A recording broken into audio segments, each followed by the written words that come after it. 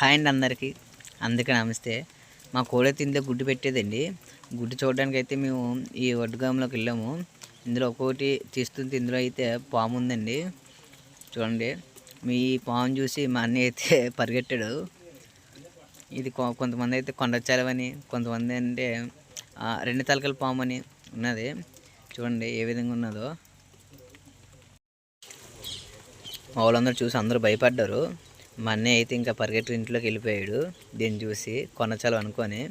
ఇది కొనచాలు అయితే కాదండి. కొంతమంది అయితే ఇది రెండు తలకల పాములు కూడా అని అంటారు. అవి ఏం కాదండి, ఇది వ్యవసాయానికి సంబంధించిన పాము అండి.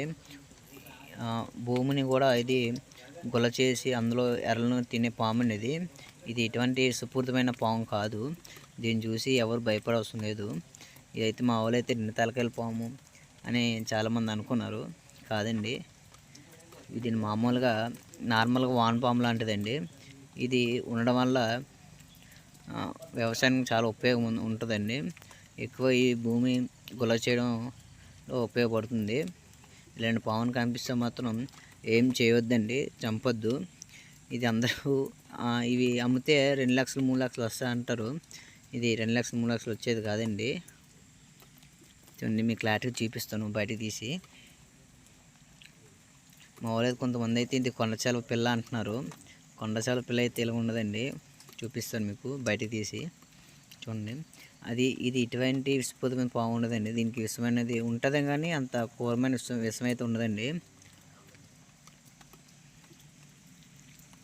చాలా ఇది పరిగెట్టదండి, స్లోగా వెళ్తూ ఉంటుంది. చూడండి, ఇంకా మీకు బయట తీసి చూపిస్తాను. చూడండి, ఇదిగోండి, ఇది నార్మల్గా వానపాము లాంటిదండి. ఇది వ్యవసాయానికి ఎంతో ఉపయోగపడుతుందండి. ఇలాంటి పాములు కనిపించినప్పుడు వదిలేయండి, చంపకండి. మేమైతే దూరం తీసుకెళ్ళి వదిలేస్తాను. మీరు కూడా ఇలాగే వదిలేయండి, చంపొద్దండి. ఇది ఎటువంటి హాని కూడా కలగచేయదు. ఇది వ్యవసాయానికి ఎక్కువ ఉపయోగం అండి. వీడియో నచ్చితే మాత్రం లైక్ చేయండి. ఇలాంటి వీడియోల కోసం మన ఛానల్ సబ్స్క్రైబ్ చేసుకోండి. ఓకే అండి, థ్యాంక్ యూ.